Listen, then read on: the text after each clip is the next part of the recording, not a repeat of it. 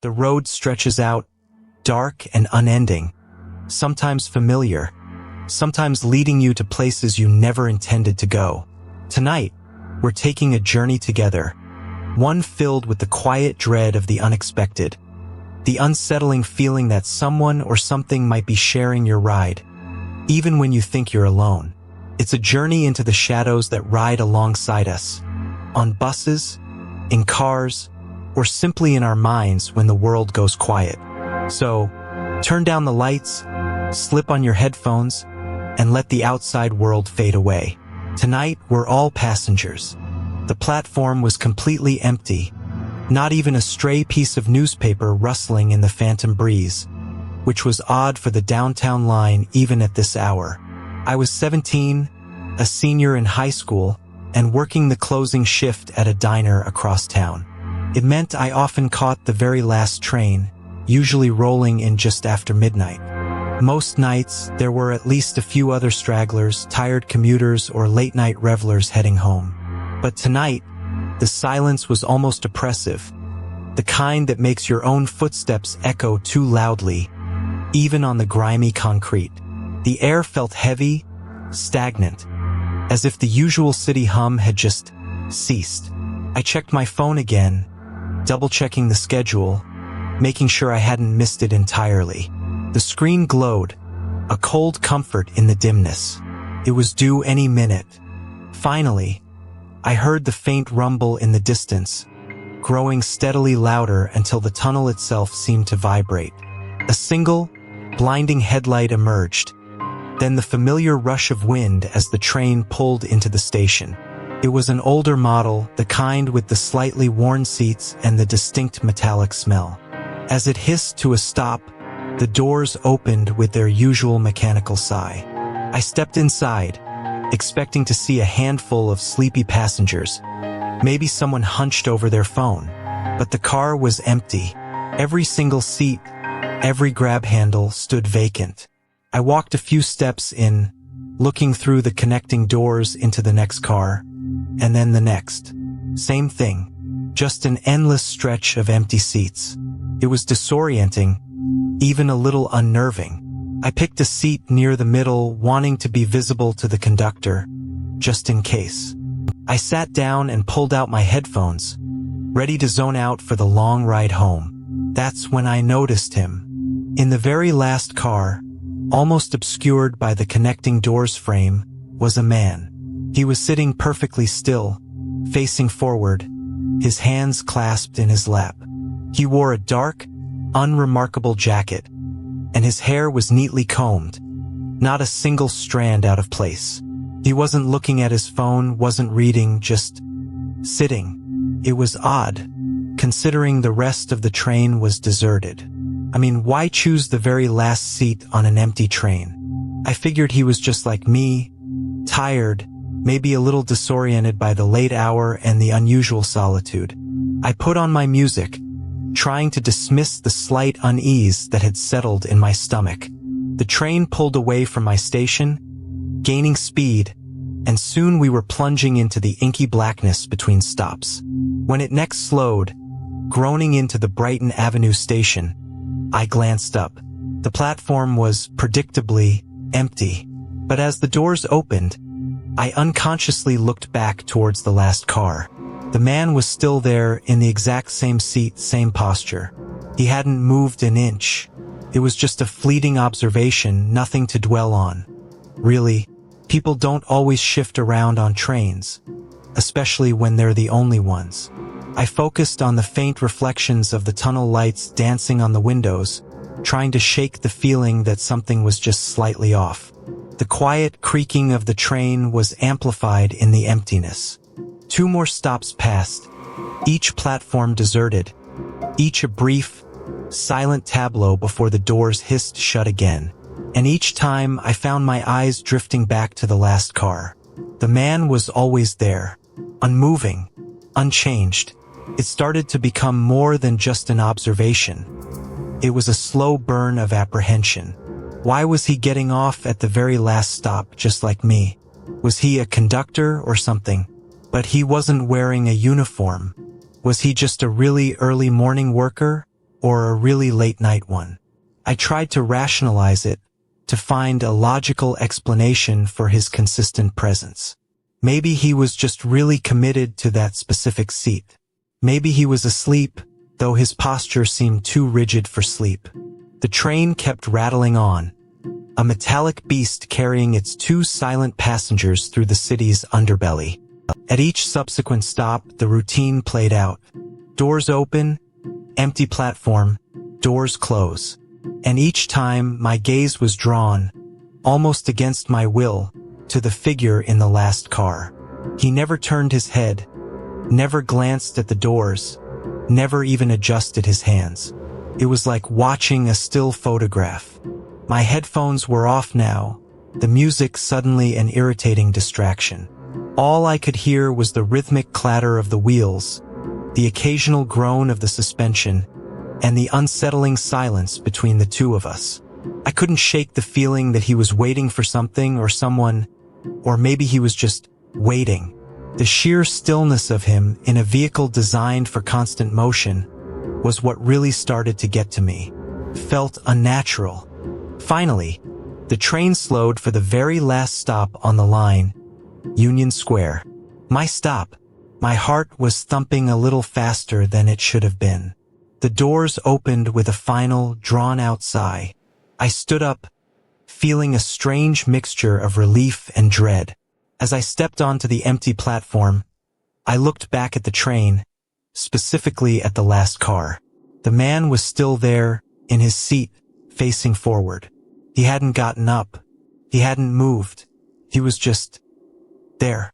I watched, for a beat too long, as the doors began to close, the familiar chimes signaling their imminent seal. The man remained utterly still, a dark silhouette against the train's interior light. Then, just as the doors were about to meet, he did something. He slowly, deliberately, turned his head. His eyes were fixed on me. There was no expression on his face, no flicker of curiosity or malice, just an intense, unblinking stare. And in that brief, horrifying moment, I realized something that chilled me to the bone. His eyes weren't just fixed on me. They were completely black, not dark brown or pupils dilated in the dim light, but utterly, unnervingly black, like 2 voids in an otherwise perfectly ordinary face. The doors slammed shut, cutting off the image, and the train, with its single, silent passenger, began to pull away. I stood there, frozen on the deserted platform, the echo of the train's rumble fading into the tunnel. My breath hitched in my throat. I hadn't imagined it.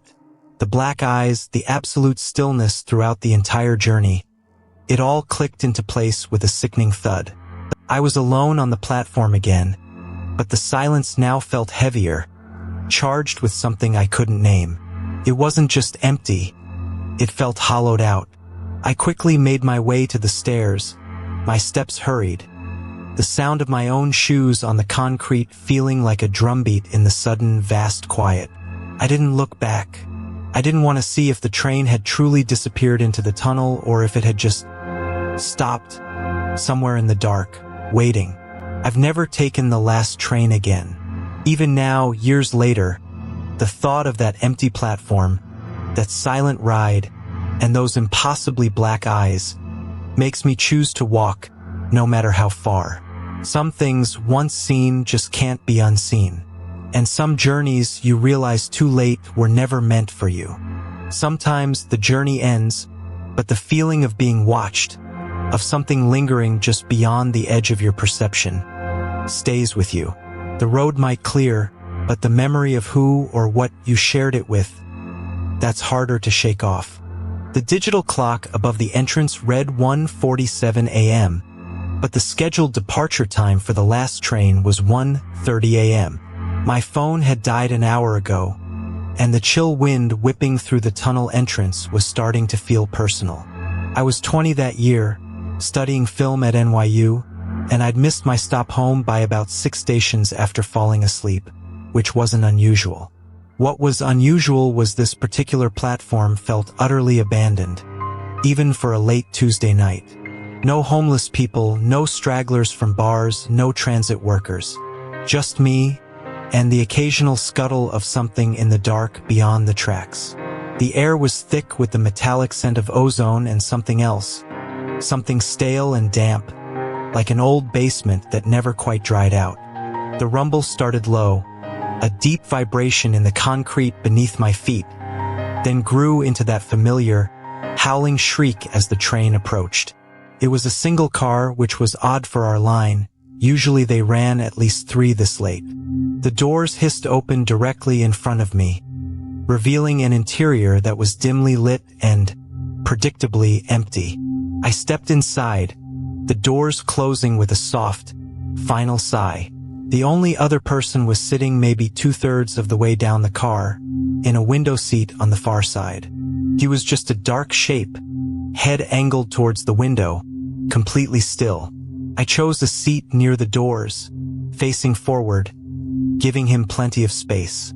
I pulled out my sketchbook, even though it was too dark to really see, just for something to do with my hands. The train started moving, slow at first, then picking up speed with that familiar rhythmic sway. I glanced up, just a quick look at the other passenger. He hadn't moved, still facing the window, like he was watching the blackness of the tunnel rush by. He wore a dark, heavy coat, even though it wasn't that cold, and a knit cap pulled low. His posture was unnaturally rigid. I remember thinking he must have been exhausted, maybe asleep, even though his head wasn't lolling, just perfectly still against the seat's headrest. The first stop was Grand Street. The train slowed, the brakes squealing, and the doors opened with a jolt. I looked out onto the platform. Empty, just like mine had been. No one got on, no one got off. The doors closed, and we continued. I glanced back at the man, still in the same position. I found myself thinking about how late it was, how strange it was that this line was running almost empty, and how tired I was. My stop was still a few stations away, and I just wanted to be home, under my covers. The silence in the car, broken only by the hum of the tracks, was starting to feel heavy. The next stop was Delancey Street. Again, an empty platform. The doors opened. A gust of cool, stale air briefly filled the car. Then they hissed shut. It was then that a small, unsettling thought started to form. As the train pulled away, I looked at the man. He was still there in the exact same seat, facing the window. The same dark coat, the same knit cap. For a split second, I had a flash of memory, a fleeting image of him from the previous stop, but I immediately dismissed it. Of course he was there. Why wouldn't he be? He was just another passenger, like me. It was late. People get on trains and stay on them. By the third stop, East Broadway, my rationalizations were starting to thin. Every platform had been empty. No one had entered or exited the train. Yet, the man remained, completely unmoving, in his far seat. It was a long car, so he was a good distance away, a dark, indistinct shape. But I could feel his presence. It was a cold knot in my stomach. I gripped my sketchbook tighter. My eyes kept darting to him, then quickly away, pretending to be absorbed in the blank pages in front of me. I tried to focus on the swaying of the car, the rhythmic clatter, anything to distract myself from the silent figure. My mind was racing, trying to find a logical explanation for what I was perceiving. Canal Street, Chambers Street, each stop the same routine. The train would slow, the doors would open to an echoing, deserted platform, hold for a moment of unsettling silence, and then close. And each time as we pulled away, I couldn't help but look. And he was always there, always in that same seat, facing the window. He never shifted, never adjusted his cap, never turned his head. It was as if he was a fixture of the train, an unmoving part of its late-night journey. My heart was pounding, a frantic drum against my ribs. I felt a primal urge to get off, any stop, even if it wasn't mine. But the thought of stepping out onto one of those empty platforms, alone, felt even worse. Then it hit me, a cold, dreadful realization that made my breath catch in my throat. I hadn't seen him get on. He was just there. When I boarded, he was already in that seat. And he had been in that exact same seat, in that exact same posture at every single stop. It wasn't that he wasn't getting off. It was that he was always there, an immutable presence. The dark shape in the far seat wasn't a passenger commuting home. It was something else, something permanently affixed to this last, lonely train. The hum of the train, which moments before had been a dull comfort, now felt like a low, guttural growl, carrying me further into the strange, isolated journey. My stop, Spring Street, was next. My leg was starting to cramp from how tense I was holding myself. I could feel my body vibrating with a nervous energy. I told myself to just get off, don't look back, just walk away. The train slowed. The doors opened. My platform, for once, had a flickering fluorescent light near the exit, a small beacon of hope. I stood up, my eyes fixed on the open doors, ready to bolt. But just as I started to move, I felt an inexplicable pull to look back. My eyes drifted to the far seat, and for the first time, his head wasn't angled towards the window. It was perfectly straight, facing me.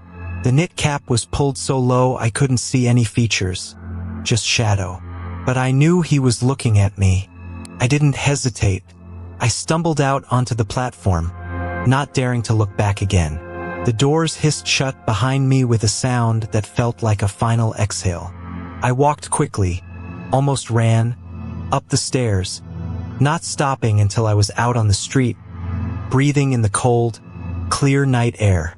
I walked the mile home, even though it was late, just to avoid even thinking about another train. I never rode that specific line again after midnight.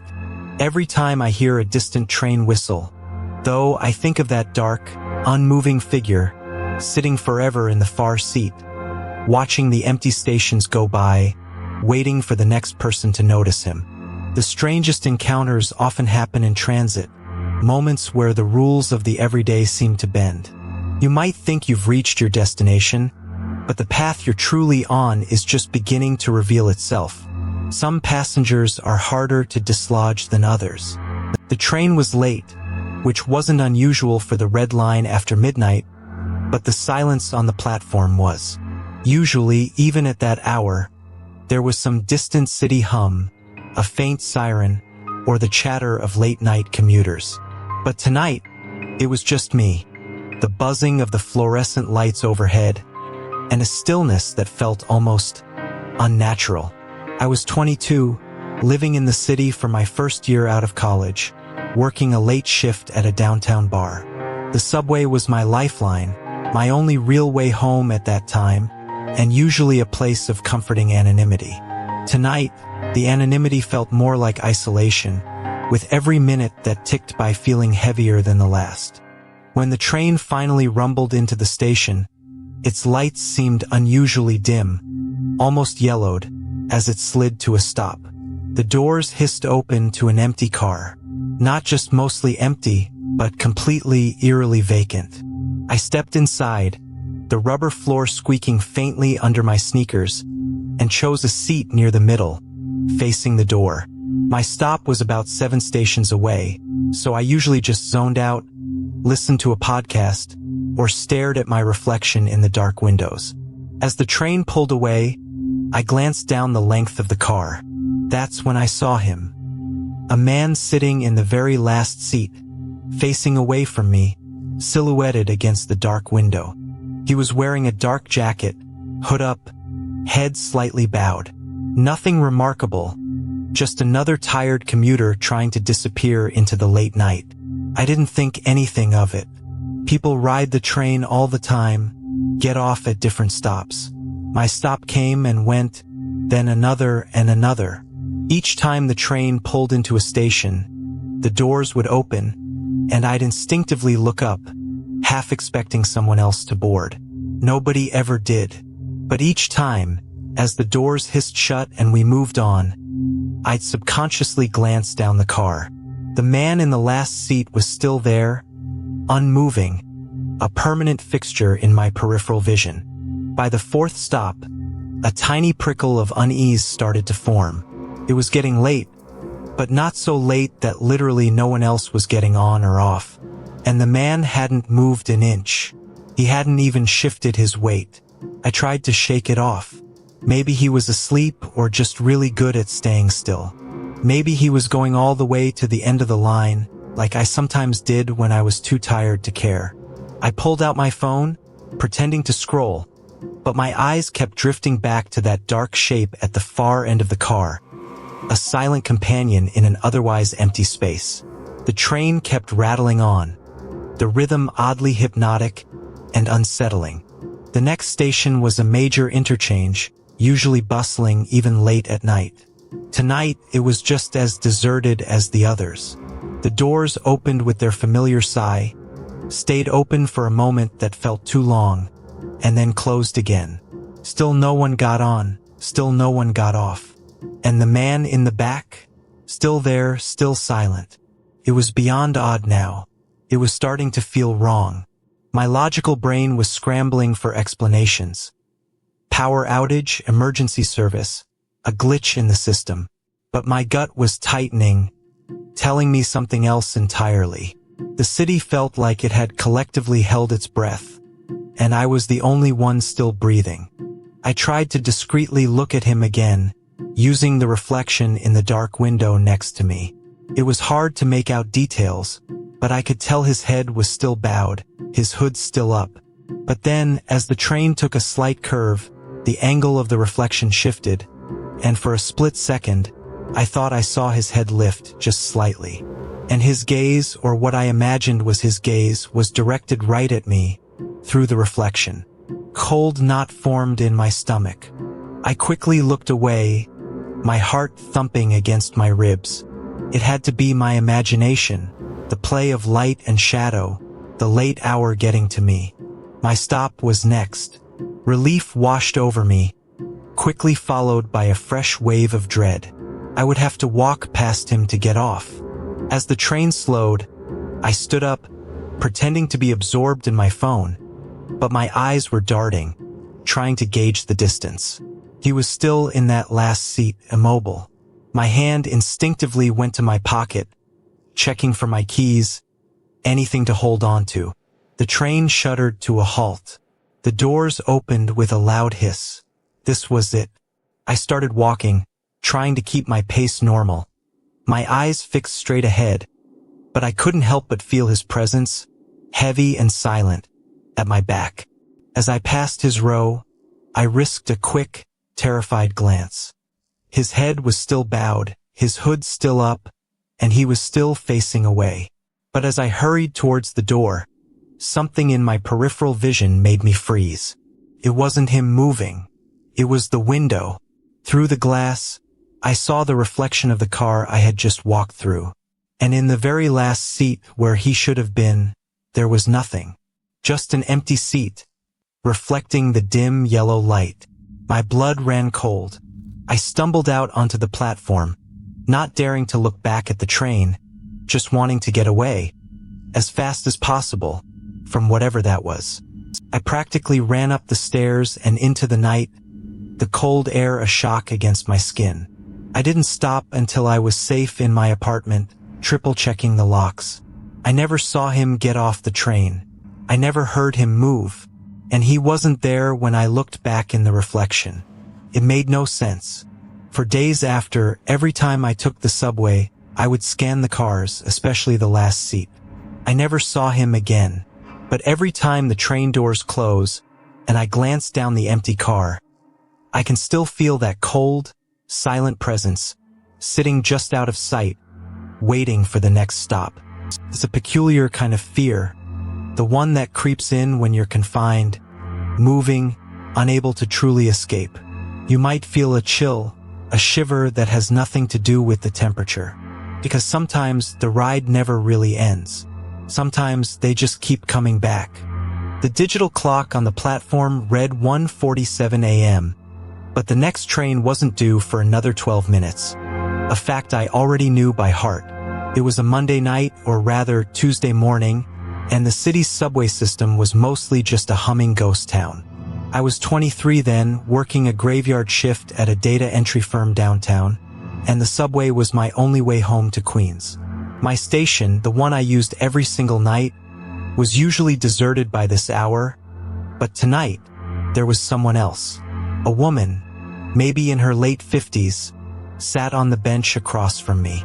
She was wearing a faded, dark blue coat and a knitted cap pulled low, staring straight ahead at the tracks.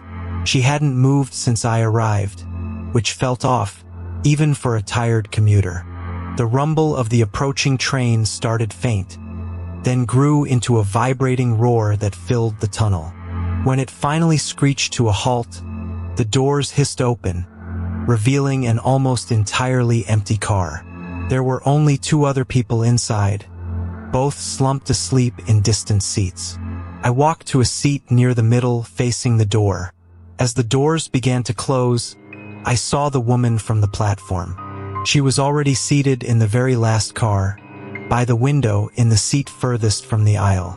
Her posture was exactly the same, head tilted slightly, staring out into the darkness. It was a fleeting glimpse, but I remember thinking how quickly she must have moved, almost impossibly fast, to get to that specific seat. The train rattled along, picking up speed between stations, the only sound the rhythmic clatter on the rails and the faint hum of the air conditioning. I pulled out my phone, scrolling through social media, trying to distract myself from the lingering weirdness of the woman. We pulled into the next station, a major transfer hub, and the doors opened with a sigh. Nobody got on, and only one person, a young guy with headphones, got off.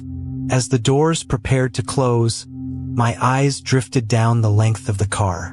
And there she was again. Not in the last car anymore, but in this very car near the back by the window. Same faded blue coat, same knitted cap, still staring out. It was too much of a coincidence. My stomach did a little flip. I told myself it was just sleep deprivation, or maybe she was a subway employee, moving between cars for some reason. But she wasn't wearing a uniform, and why that exact seat so far away? I stared straight ahead, trying not to look back, but the urge was overwhelming. At the third stop, I couldn't help myself. As the doors opened to another empty platform, I glanced down the car, and sure enough, she was there. This time, she was 3 cars ahead of me, still by the window, still staring straight ahead into the blackness of the tunnel. It was impossible. There was no way she could be moving like that without me seeing her. The train wasn't crowded enough for her to slip by unnoticed. Panic started to prickle at the back of my neck. I pressed myself deeper into my seat, trying to look casual, as if I hadn't noticed anything. The train pulled into the 4th station. This one was even more desolate than the others, just a flickering fluorescent light and graffiti-covered walls. The doors opened, and again, no one got on or off. My heart hammered against my ribs. I knew with a terrible certainty what I would see. My eyes darted to the front of the car, and there she was.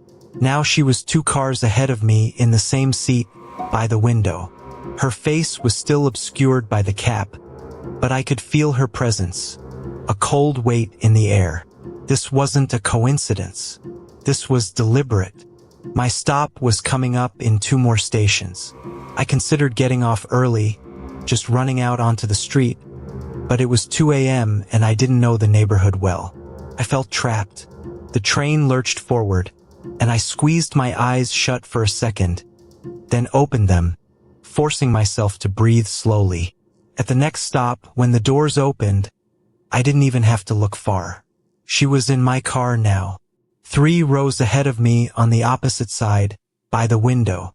Her body was perfectly still, an eerie statue, but this time I could feel her gaze. Not directly at me, but a general, pervasive sense of being watched. Her head hadn't moved, but I knew she was aware of me. I gripped the pole in front of me, knuckles white. The air felt heavy, suffocating. I focused on the subway map above the door, watching the illuminated dots count down to my stop. Just one more after this one. I told myself she was just a tired old woman, maybe confused, maybe just a strange person who rode the subway all night. But the way she moved, the consistent, impossible reappearance in the same type of seat, it was beyond rational explanation. My mind raced, trying to find a logical explanation, anything to soothe the rising dread. But there was nothing, only the certainty that she was getting closer, moving with an unnatural precision. The train slowed for my stop. My body tensed, ready to bolt. The doors hissed open. I stood up, keeping my back to her, trying to walk quickly without seeming like I was running. As I reached the doors, I couldn't resist one last glance over my shoulder. And there she was. She was now in the seat directly behind where I had been sitting by the window. Her head was still angled the same way, but as I looked, I caught a sliver of her profile in the window's reflection. Her eye, it was open, a dark, unblinking orb, and it wasn't staring out at the platform anymore. It was staring directly into the reflection of my retreating back. I stumbled out onto the platform, not daring to look back at the closing doors. The train pulled away, its red tail lights disappearing into the tunnel, leaving me alone in the sterile, echoing silence of my home station. I power walked through the turnstiles, up the stairs, and out into the cool night air. I didn't even feel the usual relief of being above ground. The image of that eye in the reflection, cold and fixed, burned in my mind. I took a cab home that night, something I never did because of the cost. I haven't ridden the subway after 1 a.m. since. I still see her sometimes, in the corner of my eye, in a reflection, always in the farthest seat, always watching. These stories, they linger not because of grand monsters or sudden scares, but because they tap into a very human fear. The loss of control, the unsettling thought that our routines can be broken, our solitude invaded, by something we can't explain or fight. They remind us that the everyday can harbor the most profound horrors, and that sometimes the scariest journeys are the ones we never ask to take. If these quiet chills resonated with you, consider subscribing for a new story every week.